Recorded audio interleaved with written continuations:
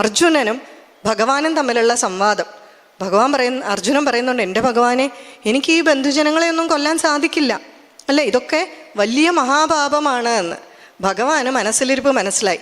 ഇതിനു മുമ്പ് എത്രയോ പേരെ കൊന്നിട്ടുണ്ട്, അന്നൊന്നും ഒരു പ്രശ്നവും ഇല്ലായിരുന്നു. ഇപ്പം എന്താണ്, സ്വജനങ്ങളെ കണ്ടപ്പോൾ കൈവിറച്ചു. അത് ശരിയാണോ? സ്വജനം പരജനം എന്നുള്ളൊരു ഭാവം ശരിയാണോ? അപ്പോൾ അർജുനൻ പറയുന്നത് കേട്ടാൽ എല്ലാം നമുക്ക് ജാബാല ന്യായമായിട്ട് തോന്നും എന്ന് പറഞ്ഞിരിക്കുകയാണ്. അപ്പം ഇതിനെല്ലാം മാറ്റിയിട്ടാണ് സഞ്ജയൻ തൻ്റെ വർണ്ണന തുടങ്ങുന്നത്. ധൃതരാഷ്ട്രക്ക് ആദ്യം കൊടുക്കാനുള്ള മറുപടി എല്ലാം കൊടുത്തു. അതിനുശേഷം മഹാഭാരതം ആ യുദ്ധം വർണ്ണിക്കുകയാണ്. തനിക്ക് ഇങ്ങനെ ദിവ്യദൃഷ്ടി തന്ന വ്യാസഭഗവാനെ ആദ്യം തന്നെ നമസ്കരിക്കുന്നു. അതിനുശേഷം യുദ്ധഭൂമിയിൽ എല്ലാവരും നിരന്ന് നിൽക്കുന്നു. അതുപോലെ ഭീഷ്മ പിതാമഹൻ സർവ്വസൈന്യാധിപനാണല്ലോ അല്ലേ, ധാർത്തരാഷ്ട്രന്മാരുടെ ഭീഷ്മ പിതാമഹൻ നല്ല വെള്ള തേരിൽ വെള്ള പടച്ചട്ടയ്ക്ക് അണിഞ്ഞ് വെള്ള കിരീടമൊക്കെ അറിഞ്ഞ്, മഹാഭാരതം സീരിയൽ കണ്ടിട്ടുള്ളവർക്കാണെങ്കിൽ അറിയാം അല്ലേ, അത് വളരെയധികം ആഴത്തിൽ പഠിച്ചിട്ട് ചെയ്തതാണ് മഹാഭാരതം സീരിയൽ, യാതൊരു സംശയവുമില്ല. വളരെ സൂക്ഷ്മമായിട്ടുള്ള അംശങ്ങൾ പോലും അതിൽ വളരെ നല്ല രീതിയിൽ ചിത്രീകരിച്ചിട്ടുണ്ട്. അങ്ങനെയുള്ള ഭീഷ്മ പിതാമഹൻ നിൽക്കുന്നു. ആ സമയത്ത് ഭീഷ്മ പിതാമഹൻ തൻ്റെ വശത്ത് വ്യൂഹം ചമയ്ക്കുകയാണ്. ഉടനെ യുധിഷ്ഠിരൻ ഓടി അർജുനോട് പറഞ്ഞു, അർജുന, ഭീഷ്മർ വ്യൂഹം ചമച്ചിരിക്കുന്നു. പക്ഷെ അവർക്ക് 11 അക്ഷൗഹിണിയുണ്ട്, നമുക്ക് 7 അക്ഷൗഹിണിയേ ഉള്ളൂ. ആള് വളരെ കുറവാണ്. അതുകൊണ്ട് പണ്ട് ബൃഹസ്പതി എന്നോട് പറഞ്ഞിട്ടുണ്ട്, ആള് വളരെ കുറവാണെങ്കിൽ കുറേ ദൂരെ മാറി നിൽക്കുന്ന ഒരു വ്യൂഹം ചമച്ചാൽ മതി. ഈ യുദ്ധഭൂമി മുഴുവൻ പരന്നു കിടക്കുന്ന വ്യൂഹമൊന്നും ചമയ്ക്കണ്ട എന്ന് പറഞ്ഞിട്ടുണ്ട് എന്ന് പറഞ്ഞ് ഉടൻ തന്നെ അർജുനൻ ഒരു വ്യൂഹം ചമയ്ക്കുകയാണ്. ഈ അർജുനൻ വ്യൂഹമെല്ലാം ചമച്ചു കഴിഞ്ഞതിന് ശേഷം 2 സൈഡ് നിൽക്കുമ്പോൾ പെട്ടെന്ന് സൂര്യനൊക്കെ ഉദിച്ചു. മുമ്പ് പറഞ്ഞതുപോലെ എല്ലാവരും സന്ധ്യാവന്ദനമൊക്കെ ചെയ്ത് യുദ്ധത്തിനായിട്ട് തയ്യാറെടുത്ത് നിൽക്കുമ്പോഴാണ് യുധിഷ്ഠിരന് ചെറിയൊരു പേടി. ഭീഷ്മര് രചിച്ച വ്യൂഹം ശരിക്കും അപ്പോഴാണ് കാണുന്നത്. ഭീഷ്മർ രചിച്ച ഒരു വ്യൂഹം എങ്ങനെയാണെന്നറിയോ? 1,00,000 ആനകൾ. ഈ 1,00,000 ആന എന്ന് പറഞ്ഞാൽ അടുത്തടുത്തല്ല കേട്ടോ നിൽക്കുന്നത്. 64 കിലോമീറ്റർ വീതി, 64 കിലോമീറ്റർ നീളം. എപ്പോഴും അത് ഓർത്തോണം. ഈ ഭൂമി മുഴുവൻ പരന്ന് 1,00,000 ആനകൾ നിൽക്കുകയാണ്. ഈ ഓരോ ആനയും ചുറ്റിപ്പറ്റി അസംഖ്യം രഥങ്ങൾ, അതും അടുത്തല്ല, വളരെ അകന്ന്. ഈ ഓരോ രഥത്തിനെയും ചുറ്റിപ്പറ്റി അനേകം കുതിരകൾ, കുതിരപ്പടയാളികൾ. ഓരോ കുതിരപ്പടയാളികളെയും ചുറ്റി അസംഖ്യം കാലാളുകൾ. ഒന്ന് സങ്കല്പിച്ച് നോക്കി, ഇതുപോലുള്ളൊരു വ്യൂഹമാണ് ചമച്ചത്. ഇത് കണ്ടപ്പോഴത്തേക്കും യുധിഷ്ഠിരന് ഭയമായി. യുധിഷ്ഠിരന് വളരെയധികം പേടിയായി. ഭഗവത്ഗീതയിൽ 16-ാം അധ്യായത്തിൽ പറയുന്നുണ്ട്, ദൈവാസുര സമ്പത്ത് വിഭാഗ യോഗം എന്ന് പറയുന്ന ഒരു അധ്യായമുണ്ട്. സാധകന് വേണ്ട 26 സമ്പത്തുകളെ പറ്റി ആണ് ഇതിൽ പറയുന്നത്. അതിൽ 1-ാമത്തെ സമ്പത്ത് എന്ന് പറയുന്ന അഭയമാണ്. അതാണ് യുധിഷ്ഠിരനില്ലാത്തത്. ബാക്കി 25 പാണ്ഡവന്മാർക്കുണ്ട്. ആ ഭയം എന്ന് പറഞ്ഞാൽ എന്താ? ഭയമില്ലാത്ത അവസ്ഥ. യുധിഷ്ഠിരന് ഇടയ്ക്കിടയ്ക്ക് പേടിയുണ്ട്. വ്യാസഭഗവാൻ പറയുന്നുണ്ട്, പല ദിവസവും ഈ ഭീഷ്മരെയും ദ്രോണരെയും കർണനെയൊക്കെ ചിന്തിച്ചിട്ട് യുധിഷ്ഠിരന് ഉറക്കം തന്നെ ഇല്ലയെന്ന്, പേടിച്ചിട്ട്. കാരണം എന്തൊക്കെയാണേലും അവരുണ്ട ചോറിനെ നന്ദി കാണിക്കത്തുള്ളൂ. അവരെവിടെ പോയി നിൽക്കും? അപ്പുറത്തെ സൈഡിലേ പോയി നിൽക്കൂ എന്ന്. യുധിഷ്ഠിരൻ ഭയങ്കര മിടുക്കനാണ്. അതുപോലെ ഇതെല്ലാം ഭയങ്കര എന്നുള്ള പദം ഉപയോഗിക്കാൻ പാടില്ലാത്തതാണ്, പറഞ്ഞു വന്നപ്പോൾ പറഞ്ഞതാണ്. വളരെയധികം ഷാർപ്പാണ്. ക്യാരക്ടർ സ്റ്റഡി വളരെയധികം നന്നായിട്ട് നടത്തിയിട്ടുള്ള ആളാണ്. പക്ഷെ എന്താണ് പ്രശ്നം? തൻ്റെ ജ്യേഷ്ഠൻ പറഞ്ഞാൽ അണുവിട ചലിക്കാത്തവരാണ് ബാക്കിയുള്ളവർ. അപ്പം എന്താണ്? യുധിഷ്ഠിരൻ ഈ ഭയം എന്നുള്ള ഒരു ഭാവമുള്ളത് കൊണ്ട് അതുകൊണ്ടുള്ള ദുരിതങ്ങൾ ഇവരെല്ലാം അനുഭവിക്കേണ്ടി വന്നു. പത്നിക്കും ഇതെല്ലാം അനുഭവിക്കേണ്ടി വന്നു. അപ്പോൾ പേടിച്ചു നിന്നിട്ട് പറഞ്ഞു, അർജുന, ദേ നോക്കിയില്ലേ, ഭീഷ്മരെ ചമച്ചിരിക്കുന്ന വ്യൂഹം കണ്ടോ? അപ്പം പറഞ്ഞു, ജ്യേഷ്ഠ, ഒന്നുകൊണ്ട് പേടിക്കണ്ട. ഇവിടെ അർജുനൻ്റെ ആ ഭാവം ഒന്ന് കാണേണ്ടതാണ്. ഒന്നും പേടിക്കണ്ട. പണ്ട് ഈ അസുരന്മാരെ, അധർമ്മികളെ നിഗ്രഹിക്കാൻ നമുക്ക് എന്തെല്ലാം കഴിവുകളുണ്ടെങ്കിലും, എത്ര ഗുണങ്ങളുണ്ടെങ്കിലും ഒരു 4 കഴിവുകൾ പ്രത്യേകം വേണമെന്ന് പണ്ട് ബ്രഹ്മാവ് ദേവന്മാർക്ക് പറഞ്ഞു കൊടുത്തിട്ടുണ്ട്. അതെന്താണെന്ന് എനിക്കറിയാം. അപ്പോൾ യുധിഷ്ഠിരൻ ചോദിച്ചു, അതെന്താണ്? അതാണ് സത്യം, ധർമ്മം, ദാനം, പരിശ്രമം. ഇത് 4 നമുക്ക് നല്ല രീതിയിൽ ചെയ്യാം. ധർമാധർമ്മങ്ങൾ കൃത്യമായിട്ട് നോക്കി മനസ്സിലാക്കി അഹങ്കാരമില്ലാതെ നമുക്ക് പരിശ്രമിക്കാം. തീർച്ചയായിട്ടും എന്താണ് വിജയം നമുക്ക് തന്നെ. അടുത്ത വാചകമാണ് ശ്രദ്ധിക്കേണ്ടത്. ജ്യേഷ്ഠ, മറ്റൊരു കാര്യം കൂടി ഞാൻ പറയാം. എന്നോട് നാരദ മഹർഷി പറഞ്ഞിട്ടുണ്ട്, ശ്രീകൃഷ്ണൻ എവിടെയുണ്ടോ അവിടെയാണ് വിജയം. പണ്ടേ അവിടെ പോയി ദുര്യോധനനും ശ്രീകൃഷ്ണനും പോയി കൃഷ്ണൻ്റെ അടുക്കൽ സഹായം അഭ്യർത്ഥിച്ചപ്പോൾ അർജുനൻ ശ്രീകൃഷ്ണനെ മതി എന്ന് പറഞ്ഞതിൻ്റെ കാരണം മനസ്സിലായോ? ആ വാക്കുകളിലുള്ള ഗുരുവിൻ്റെ വാക്കിലുള്ള വിശ്വാസം. നമ്മളൊക്കെ ആണെങ്കിൽ അങ്ങനെയൊക്കെ പുള്ളി പറയും, പക്ഷേ നാരദർ അങ്ങനെയൊക്കെ പറയും, ഇത് ശരിയാണെന്നെന്താ അല്ലേ, നമുക്കൊരു പേടിയുണ്ട്. പക്ഷേ ഇത് പൂർണ്ണമായി അനുഷ്ഠിച്ച് നോക്കിയാലല്ലേ അതിൻ്റെ റിസൾട്ട് അറിയൂ. നമ്മൾ റിസ്ക് എടുക്കാൻ തയ്യാറല്ല, എന്നിട്ട് നമ്മൾ വിമർശിക്കും. അർജുൻ അങ്ങനെയല്ല, പൂർണ്ണ സമർപ്പണ ഭാവമാണ്. അർജുൻ്റെ ഗുണഗണങ്ങൾ വർണ്ണിക്കാതിരിക്കാൻ സാധ്യമല്ല. അർജുനൻ ചോദിക്കുന്നുണ്ട് ഒരു കാലത്ത്, എൻ്റെ ഭഗവാനെ, ഈ ഭീഷ്മരും ധർമ്മിഷ്ഠനായിട്ടുള്ള ഭീഷ്മരും യുധിഷ്ഠിരനും ഒക്കെ ഉള്ളപ്പം ഈ 2-3 കല്യാണമൊക്കെ കഴിച്ച് ഭൗതിക ലോകത്തിൽ നടക്കുന്ന എനിക്കെന്തുകൊണ്ടാണ് അങ്ങ് ഭഗവത്ഗീത ഉപദേശിച്ച് തന്നത് എന്ന്. അപ്പം പറയുന്നുണ്ട് ആ അർജുനൻ്റെ സമർപ്പണ ഭാവമാണ് എന്ന്. അതിനൊരു ഉദാഹരണം പറയുന്നുണ്ട്. ഒരിക്കൽ അർജുനനും ശ്രീകൃഷ്ണനും കൂടെ വളരെ റിലാക്സ്ഡ് ആയിട്ട് ഉലാത്താൻ പോകുന്ന സമയത്ത് ആകാശത്തിൽ പെട്ടെന്ന് ഒരു പക്ഷിയെ കണ്ടു. അപ്പോൾ ശ്രീകൃഷ്ണൻ പറഞ്ഞു, അർജുന, അതേ ഒരു പരുന്ത് പോകുന്നു. അപ്പോൾ അർജുനൻ നോക്കി, അതെ ഭഗവാനെ, പരുന്താണ്. അപ്പോൾ ഉടനെ ശ്രീകൃഷ്ണൻ പറഞ്ഞു, അത് പരുന്തല്ല കേട്ടോ, അത് ഒരു കാക്കയാണെന്നാണ് തോന്നുന്നത്. ഉടനെ അർജുനൻ പറഞ്ഞു, ഭഗവാനെ ശരി, അത് കാക്കയാണ്. കുറച്ച് കഴിഞ്ഞപ്പോൾ ഭഗവാൻ വീണ്ടും പറഞ്ഞു, അങ്ങനെയല്ല, അത് കഴുകനാണെന്നാണ് തോന്നുന്നത്. അപ്പോൾ അർജുനൻ പറഞ്ഞു, ഭഗവാനെ ശരിയാ, കഴുകനാണ്. ശ്രീകൃഷ്ണ ഭഗവാൻ ചോദിച്ചു, നിനക്കെൻ്റെ അർജുന, നിനക്കായിട്ട് പ്രത്യേകിച്ച് ഒരു അഭിപ്രായവും ഇല്ലേ എന്ന് ചോദിച്ചപ്പോൾ അർജുനൻ തൊഴുതുകൊണ്ട് പറഞ്ഞു, എൻ്റെ ഭഗവാനെ, പരുന്തിനെ കാക്കയാക്കാനും കാക്കയെ പറയുന്ന നിമിഷം കൊണ്ട് കഴുകനാക്കാനും കഴിവുള്ള ആ ഭഗവാനാണ് എൻ്റെ മുന്നിൽ നിൽക്കുന്നതെന്ന് എനിക്കറിയാം. അതുകൊണ്ട് എൻ്റെ തടിക്ക് നല്ലത് എന്താണ്, അങ്ങ് പറയുന്നത് കണ്ണുമടച്ച് കേൾക്കുക. ഈ ഒരു സമർപ്പണ ഭാവമാണ് അർജുനെ ഇതിനെല്ലാം അധികാരിയാക്കിയത് എന്ന് പറയാം. അപ്പം അർജുൻ ഇവിടെ പറയാണ്, ഒരു സംശയം വേണ്ട, നാരദ മഹർഷി പറഞ്ഞിട്ടുണ്ട്, എന്താണ്, കൃഷ്ണനുള്ളിടത്തേ ജയമുള്ളൂ, കൃഷ്ണൻ്റെ ഗുണമാണ് വിജയം. അപ്പോൾ പിന്നെ ജ്യേഷ്ഠൻ എന്തിനാ പേടിക്കുന്നത്? ഉറപ്പായിട്ട് വി വിൽ വിൻ, നമ്മൾ ജയിക്കും, യാതൊരു സംശയവും വേണ്ടാന്ന് പറഞ്ഞു. അപ്പോൾ പിന്നെ സന്തോഷമായി.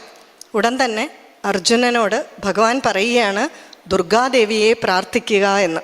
ഒന്ന് ആലോചിക്കുക, ഏത് നമ്മൾ കർമ്മങ്ങൾ അനുഷ്ഠിക്കാനായിട്ട് തുടങ്ങുന്നതിന് മുമ്പും ധ്യാനിക്കും അതാതിൻ്റെ ദേവതമാരെ അല്ലേ. പലയിടത്ത് അലഞ്ഞു നടക്കുന്ന നമ്മുടെ ശ്രദ്ധയെ ഒരിടത്തേക്ക് കൊണ്ടുവരാൻ ഏകാഗ്രതയ്ക്ക് വേണ്ടി. ഇവിടെ ഏത് ദേവിയാണ് ധ്യാന ശ്ലോകങ്ങൾ ചൊല്ലില്ലേ, ആദിത്യ ഹൃദയമന്ത്രം അല്ലെങ്കിൽ ഈ പറഞ്ഞ പോലെ ഭഗവത്ഗീതയൊക്കെ ചൊല്ലുമ്പോൾ ധ്യാന ശ്ലോകം ചൊല്ലും. അതൊരിക്കലും ആദിത്യ ഹൃദയമന്ത്രം എഴുതിയത് വാൽമീകി മഹർഷിയാണ്. അദ്ദേഹമല്ല ധ്യാന ശ്ലോകം എഴുതിയിരിക്കുന്നത്. അത് മറ്റേതെങ്കിലും ഋഷിമാരാണ് പൊതുവെ രചിക്കുന്നത്. എന്തിനാണ്?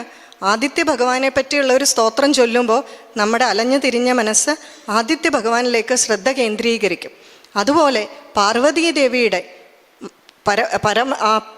പരമമായിട്ടുള്ള ശക്തിയുടെ തേജസ്സുറ്റ രൂപമായിട്ടുള്ള ദുർഗാദേവിയെ പ്രാർത്ഥിക്കാനായിട്ട് ശ്രീകൃഷ്ണൻ പറയുകയാണ്.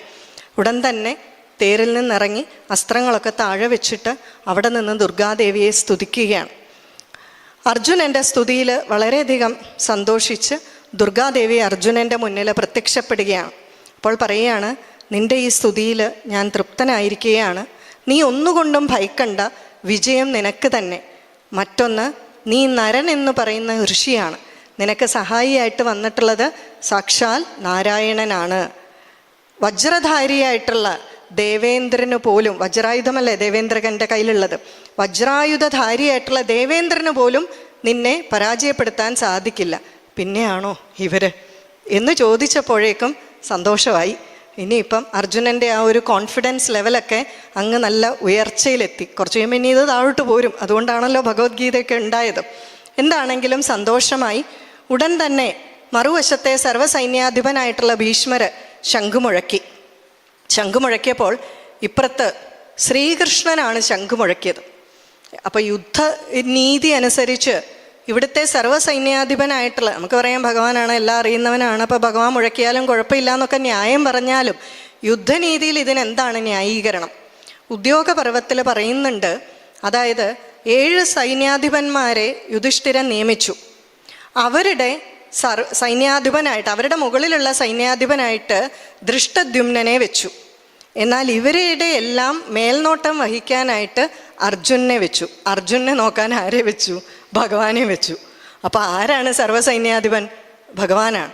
നമുക്കും അങ്ങനെയല്ലേ, വായു, കരസേനയൊക്കെ നാവികസേനയൊക്കെ ഉണ്ടെങ്കിലും സർവ്വസൈന്യാധിപൻ എന്ന് പറയുന്നത്, ഇവർക്കെല്ലാം ഓരോരോ ഹെഡ് ഉണ്ടെങ്കിലും സർവ്വസൈന്യാധിപൻ എന്ന് പറയുന്നത് പ്രസിഡൻ്റാണ്. അതുപോലെ തന്നെ സർവ്വസൈന്യാധിപൻ ശ്രീകൃഷ്ണനായതുകൊണ്ട് ശ്രീകൃഷ്ണനും ആ ശംഖ് മുഴക്കി. അതോടുകൂടി ആ യുദ്ധം അങ്ങ് ആരംഭിക്കുകയാണ്. അപ്പോൾ യുദ്ധം ആരംഭിക്കാൻ തുടങ്ങുന്നു. അപ്പോൾ അർജുനൊരാഗ്രഹം, അപ്പുറത്തെ സൈന്യത്തിലുള്ള എല്ലാവരെയും ഒന്ന് കാണണം. അപ്പോൾ ഭഗവാനോട് പറഞ്ഞു, സേനയോരുഭയോർ മധ്യേ രഥം സ്ഥാപയമേച്യുത. ആ സേനയുടെ നടുക്കലേക്ക് കൊണ്ടുപോയി ആ രഥം ഒന്ന് കൊണ്ട് നിർത്തൂ ഭഗവാനെ എന്ന് പറയുകയാണ്. അവിടെ കൊണ്ട് നിർത്തിയപ്പോഴല്ലേ ആരൊക്കെയുണ്ട്? തൻ്റെ പിതാമഹന്മാർ ഭീഷ്മരും ദ്രോണരും, പുത്രന്മാർക്ക് തുല്യമായിട്ടുള്ളവരും പൗത്രന്മാരും ബന്ധുജനങ്ങളും എല്ലാവരും നിൽക്കുന്നു. എന്ത് തുടങ്ങി? വായിൽ വെള്ളം വറ്റാൻ തുടങ്ങി, ശരീരമാസകലം ചുട്ടുപൊള്ളാൻ തുടങ്ങി. ഗാണ്ഡീവം സംസ്രതേ ഹസ്താത്. ആ ഗാണ്ഡീവം എവിടെയാണ്? ഖാണ്ഡവനം ദഹിപ്പിച്ചപ്പോൾ അഗ്നിദേവൻ സന്തോഷം കൊണ്ട് കൊടുത്തതാണ് ഈ ഗാണ്ഡീവം. അതുപോലെ തന്നെ അമ്പൊടുങ്ങാത്ത അവനാഴി, ദിവ്യമായിട്ടുള്ള രഥം, ഇതൊക്കെ കൊടുത്തതാണ്. ആ ഗാണ്ഡീവമൊക്കെ ഇരുന്ന് സംസതേ ഹസ്താത്, കയ്യിലിരുന്ന് വിറയ്ക്കുകയാണ്, വിയർത്ത് കുളിക്കുകയാണ്. എന്താണ് ചെയ്യേണ്ടതെന്ന് അറിയില്ല. അവസാനം എന്ത് ചെയ്തു? അമ്പും വില്ലും ഒക്കെ താഴെയിട്ട് നേരെ രഥത്തിൻ്റെ പുറകിൽ വന്ന് നിലത്തിരുന്ന് കണ്ണുനീര് വാർക്കുകയാണ്. കൃഷ്ണൻ ഓടി വന്നു. അപ്പോൾ പറഞ്ഞു, എൻ്റെ ഭഗവാനെ, എനിക്ക് യുദ്ധമൊന്നും വേണ്ട, എനിക്ക് ഈ ബന്ധുജനങ്ങളെ ഒന്നും കൊന്നിട്ട് എനിക്കൊരു രാജ്യവും വേണ്ട. അപ്പോൾ ഭഗവാൻ പറയുന്നുണ്ട്, ഒരു ക്ഷത്രിയൻ്റെ യശസ്സിന് ചേരാത്ത രീതിയിൽ നീ പെരുമാറരുത്. വേണ്ട വേണ്ട, ഞാൻ ഭിക്ഷ എടുത്ത് ജീവിച്ചു കൊള്ളാം എന്നാണ് പറയുന്നത്. എങ്ങനെ? ഞാൻ ഭിക്ഷ എടുത്ത് ജീവിച്ചു കൊള്ളാം. ഇവിടെയാണ് ഭഗവാൻ തൻ്റെ ഗീതോപദേശം നൽകുന്നത്. ഭീഷ്മപർവത്തിൽ 25-ാമത്തെ അധ്യായം തൊട്ട് 42-ാമത്തെ അധ്യായം ഉൾപ്പെടെയുള്ള 18 അധ്യായം. ശങ്കരാചാര്യരുടെ ഭാഷ്യത്തിൽ പറയുന്നത് 700 ശ്ലോകങ്ങൾ എന്നാണ്.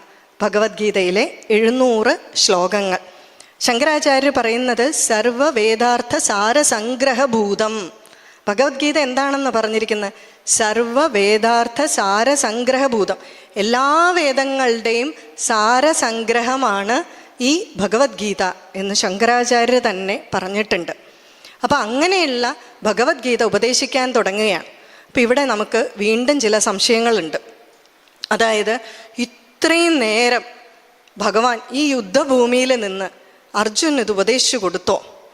അതോ വ്യാസഭഗവാൻ ഇതെല്ലാം കേട്ടിട്ട് തൻ്റെ മനോധർമ്മം അനുസരിച്ച് കുറച്ച് വിപുലീകരിച്ചതാണോ ഇത് എന്നൊക്കെ ഒരു സംശയമുണ്ട്. എന്നാൽ ഇതിന് കൃത്യമായിട്ട് ശങ്കരാചാര്യർ മറുപടി പറയുന്നുണ്ട് ഭാഷ്യത്തിൽ. ശങ്കരാചാര്യർ പറയാണ്, ഇത് ഭഗവത്ഗീത ആരാണ് ഉപദേശിച്ചിരിക്കുന്നത്? ഭഗവാനാണ്. ഭഗവാന്റെ ഉപദേശത്തിൽ കൈകടത്താനുള്ള കഴിവ്, സാമർഥ്യം, ബുദ്ധിശൂന്യത ആര് കാണിക്കില്ല? വ്യാസഭഗവാൻ കാണിക്കില്ല. അതിലൊരു മോഡിഫിക്കേഷനും അഡീഷനും ചെയ്യാൻ മാത്രമുള്ള ബുദ്ധിശൂന്യതയില്ല. കൃത്യമായിട്ടും ഭഗവാൻ ഉപദേശിച്ച അതേ രീതിയിൽ തന്നെയാണ് ഭഗവത്ഗീത എന്ന് വളരെയധികം പറഞ്ഞിരിക്കുകയാണ്. അപ്പോൾ പിന്നെ ഇത്ര നേരമോ? ഭഗവാൻ കാലാതീതനല്ലേ, അല്ലേ? നമ്മളിവിടെ ഭഗവാൻ ഒരു 5 മണിക്കൂർ കൊണ്ട് 10 മണിക്കൂർ കൊണ്ട് ഉപദേശിച്ചു കൊടുക്കുന്നത് ചുറ്റും നിൽക്കുന്നവർക്ക് 1 മിനിറ്റായിട്ട് തോന്നാൻ ഭഗവാന് കഴിവില്ലേ? ഭഗവാൻ എന്താണ് സാധിക്കാത്തത്? ഇനി മറ്റൊന്ന്, ഭഗവത്ഗീതയെ പറ്റി പറയുന്ന ഒരു അപവാദം. അർജുനൻ യുദ്ധമൊന്നും ചെയ്യേണ്ട എന്ന് പറഞ്ഞു. അർജുനൻ അഹിംസയ്ക്ക് താല്പര്യം പറഞ്ഞു. പക്ഷെ ഭഗവാൻ എന്ത് ചെയ്തു? കൊല്ലാൻ പറഞ്ഞു. ഹിംസയ്ക്ക് കൂട്ടുനിന്നു എന്നാണ്. അപ്പം ഇതിനുള്ള ഉത്തരവും നമ്മൾ ശ്രദ്ധിക്കേണ്ടതാണ്. ഇവിടെ അർജുനൻ അഹിംസയ്ക്ക് കൂട്ടുനിന്നു എന്ന് പറഞ്ഞാൽ എല്ലായ്പ്പോഴും അങ്ങനെയായിരിക്കണം. സ്വന്തം ജനങ്ങളെ കണ്ടപ്പോഴാണ് എന്ത് അഹിംസ എന്ന് പറഞ്ഞത്. ഭഗവാൻ പറഞ്ഞു അത് പറ്റില്ല, സ്വജനം പരജനം എന്നുള്ള വ്യത്യാസം പാടില്ല എന്ന് വളരെ കൃത്യമായിട്ട് ഭഗവാൻ പറഞ്ഞിരിക്കുകയാണ്. അങ്ങനെ ഭഗവാൻ തൻ്റെ ഉപദേശം തുടങ്ങി. സാഖ്യയോഗവും കർമ്മയോഗവും എല്ലാം ഉപദേശിച്ചു. അതിനുശേഷം ഭഗവാൻ പറയുകയാണ്, അർജുന, ഈ ഒരു യോഗം പണ്ട് ഞാൻ സൂര്യഭഗവാന് ഉപദേശിച്ചിട്ടുണ്ട്. സൂര്യൻ ഇത് മനുവിനും, മനു ഇത് ഇക്ഷ്വാകുവിനും ഉപദേശിച്ചു. ഇക്ഷ്വാകുവിൽ നിന്ന് പല മുനീശ്വരന്മാരിലേക്ക് ഇതെത്തി. പണ്ട് കാലത്ത് ഈ യോഗം അന്നുള്ള ഋഷീശ്വരന്മാർക്കെല്ലാം അറിയാമായിരുന്നു. പക്ഷെ പിന്നീട് ഈ യോഗം ഭൂമിയിൽ നിന്ന് തന്നെ ഇല്ലാതെയായി, ഇത് നഷ്ടപ്പെട്ടു. പക്ഷെ ഇപ്പോൾ ഞാൻ നിനക്ക് ഇത് ഉപദേശിച്ചു തരുന്ന എന്തുകൊണ്ടാണ്? നീ എനിക്ക് പ്രിയപ്പെട്ടവനാണ്, നീ എൻ്റെ ആത്മമിത്രമായതുകൊണ്ട് ഞാനിത് നിനക്ക് ഉപദേശിക്കുന്നുവെന്ന്. അപ്പം അർജുനൻ ചോദിച്ചു, ഭഗവാനെ, ഭഗവാൻ എൻ്റെ കൂടെ ഇവിടെ ജീവിക്കുന്നു സമകാലീനനായിട്ട്. കൽപ്പം തുടങ്ങിയപ്പോൾ ഉള്ള സൂര്യഭഗവാന് അങ്ങ് ഉപദേശിച്ചു കൊടുത്തു എന്ന് പറഞ്ഞാൽ ഞാൻ എങ്ങനെയാണ് ഇത് വിശ്വസിക്കുന്നത്? ശരിയല്ലേ? ഇവിടെ നിൽക്കുന്ന അർജുനൻ, അല്ല ശ്രീകൃഷ്ണൻ, ഈ കൽപ്പം തുടങ്ങിയ കാലത്ത് ഉത്ഭവിക്കപ്പെട്ട സൂര്യൻ ഇത് ഉപദേശിച്ചു എന്ന് പറഞ്ഞാൽ, അപ്പോൾ ഭഗവാൻ പറയുകയാണ്, അർജുന, നിനക്കും എനിക്കും ധാരാളം ജന്മങ്ങൾ ഉണ്ടായിട്ടുണ്ട്, എനിക്കതറിയാം, നിനക്കത് അറിയില്ല. യഥാ യഥാ ഹി ധർമ്മസ്യ ഗ്ലാനിർഭവതി ഭാരത അഭ്യുത്ഥാനമധർമ്മസ്യ തദാത്മാനം സൃജാമ്യഹം. യഥാ യഥാ ഹി ധർമ്മസ്യ ഗ്ലാനിർഭവതി ഭാരത. എപ്പോഴൊക്കെയാണോ ധർമ്മത്തിന് ച്യുതി സംഭവിക്കുന്നത്, അധർമ്മം ഉയർത്തെഴുന്നേൽക്കുന്നത്, അങ്ങനെയുള്ള എല്ലാ യുഗങ്ങളിലും ഞാൻ അവതരിക്കുന്നു. പരിത്രാണായ സാധൂനാം വിനാശായ ച ദുഷ്കൃതാം. പരിത്രാണായ സാധൂനാം, സാധുക്കളെ ഞാൻ ഉദ്ധരിക്കുന്നു, അല്ലെ, ത്രാണനം ചെയ്യുന്നു. വിനാശായ ച ദുഷ്കൃതാം, ദുഷ്ടന്മാരെ ഞാൻ നിഗ്രഹിക്കുന്നു. ധർമ്മ സംസ്ഥാപനാർത്ഥായ സംഭവാമി യുഗേ യുഗേ. യുഗങ്ങൾ തോറും ഞാൻ വന്ന് ഈ ധർമ്മം പുനഃസ്ഥാപിക്കുന്നു. അതാണ് പരിത്രാണായ സാധൂനാം വിനാശായ ച ദുഷ്കൃതാം. ഭഗവാൻ ഈ വാക്കുകളെല്ലാം പറയുമ്പോൾ അർജുനൻ ഇതെല്ലാം ഞെട്ടിത്തരിച്ചിരുന്ന് കേൾക്കുകയാണ്. അത് കഴിഞ്ഞിട്ട് കർമ്മസന്യാസ യോഗം വർണ്ണിച്ചു കൊടുക്കുന്നു. അതിനുശേഷം അക്ഷരബ്രഹ്മമായിട്ടുള്ള ഓങ്കാരത്തിനെ പറ്റി വർണ്ണിക്കുകയാണ്. അക്ഷരബ്രഹ്മമായിട്ടുള്ള ഓങ്കാരത്തിനെ പറ്റി വർണ്ണിക്കുമ്പോൾ ഭഗവാൻ പറയുകയാണ്, ഓമിത്യേകാക്ഷരം ബ്രഹ്മ. ഓം എന്ന് പറയുന്നത് എന്താണ്? ബ്രഹ്മം തന്നെയാണ്. ഈ ഓമിൻ്റെ പ്രത്യേകത എന്താണ്? ആദിയിൽ ഭഗവാൻ ഏകനായിരുന്നു. ഭഗവാന് തനിക്ക് തന്നെ പലതായിട്ട് വിഭജിക്കണം തോന്നി. ഭഗവാൻ തൻ്റെ സങ്കല്പം ഓം എന്നുള്ള ഒരു അക്ഷരത്തിലൂടെയാണ് പുറത്ത് പ്രകടിപ്പിച്ചത്. അതാണ് ആദിമ ശബ്ദം എന്ന് പറയുന്നത്. പ്രണവമന്ത്രം എന്നുകൂടി പറയുന്നുണ്ട്. അതിനെന്താണ്? ശരിക്കു പറഞ്ഞാൽ ഈ ഒരു അക്ഷരം പുറത്തു വന്നതോടുകൂടിയാണ് നദികളും പർവ്വതങ്ങളും ഒക്കെ ഉണ്ടായത്. പ്രാണൻ കൊടുത്തതാണ്. നമുക്കറിയാം, നമഃശിവായ എന്നുള്ള മന്ത്രത്തിന് ശരിക്കു പറഞ്ഞാൽ ജീവൻ കൊടുക്കുന്ന, പ്രാണൻ കൊടുക്കുന്ന ആ ഓം എന്നുള്ള മന്ത്രമാണ്, അക്ഷരബ്രഹ്മമാണ്. എന്നിട്ട് ഭഗവത്ഗീതയിൽ പറയുകയാണ് ഭഗവാൻ, ഈ ഓം എന്നുള്ള പ്രണവമന്ത്രം ജപിച്ചുകൊണ്ട് ആര് ശരീരം ത്യജിക്കുന്നോ അവൻ ഉത്കൃഷ്ടമായ ലോകത്തെ പ്രാപിക്കും. ഇത് ഭീഷ്മരുടെ അവസാന സമയത്ത് നമുക്ക് കാണാൻ സാധിക്കും. ഭീഷ്മർ അവസാന സമയത്ത് പ്രണവമന്ത്രം ജപിച്ചുകൊണ്ട് കിടക്കുന്നു എന്ന് പറയുന്നുണ്ട്. അങ്ങനെ ഓംകാര മന്ത്രത്തിൻ്റെ പ്രാധാന്യം പറയുന്നുണ്ട്. പിന്നെ രാജവിദ്യ, രാജഗുഹ്യയോഗം, ഭഗവത്ഗീത മിക്കവാറും എല്ലാവർക്കും അറിയാവുന്നതുകൊണ്ട് കൂടുതൽ വർണ്ണിക്കുന്നില്ല. പിന്നീട് 10ാം അധ്യായമായിട്ടുള്ള വിഭൂതി യോഗം എല്ലാം വർണ്ണിച്ചു കഴിയുമ്പോൾ ചോദിക്കുകയാണ്, ഭഗവാനെ, അങ്ങയുടെ ആ മഹത്തായിട്ടുള്ള വിശ്വരൂപം എനിക്ക് കഴിവുണ്ടെങ്കിൽ എന്നെ ഒന്ന് കാണിച്ചു തരാമോ എന്ന്. കുറച്ച് സ്പീഡ് കൂട്ടി പറയാൻ പോവാണ്, ഇല്ലെങ്കിൽ ഭീഷ്മപർവ്വം ഒരിടത്തും എത്തില്ല.